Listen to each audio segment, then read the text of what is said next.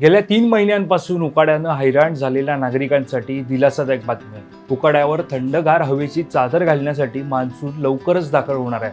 कारण मान्सून केरळमध्ये दाखल झालाय. आता महाराष्ट्रात कधीपर्यंत दाखल होणार हे जाणून घेऊयात या व्हिडिओमध्ये. दरवर्षी 1 जूनला येणारा मान्सून यंदा 3 दिवस उशिरानं म्हणजे 4 जून रोजी केरळमध्ये पोहोचलाय. अरबी समुद्रात वाढलेले ढग आणि वेगवान वाऱ्यांमुळे हवामान विभागाने मान्सून सक्रिय झाल्याची घोषणा केली आहे. सध्या केरळचं लक्षद्वीप, कर्नाटक आणि तामिळनाडूमध्ये पावसानं जोर धरलाय.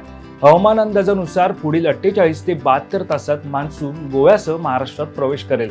6 जूनला मान्सून महाराष्ट्रात तर 11 जूनच्या आसपास मुंबईत दाखल होण्याची शक्यता आहे. सुरुवातीला मान्सून स्थिर होण्यासाठी थोडा वेळ घेईल, पण त्यानंतर मात्र पावसाचा जोर चांगलाच वाढणार आहे. पण तोपर्यंत काय, तर मान्सून पूर्णपणे दाखल होईपर्यंत राज्यातील बहुतांश भागात संध्याकाळच्या वेळी मान्सूनपूर्व पावसाची हजेरी कायम राहणार आहे. विशेषतः कोकण आणि दक्षिण महाराष्ट्रात पावसाची तीव्रता जास्त असेल.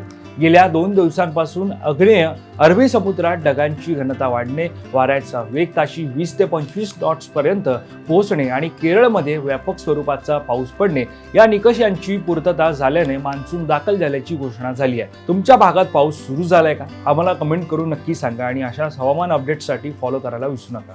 धन्यवाद.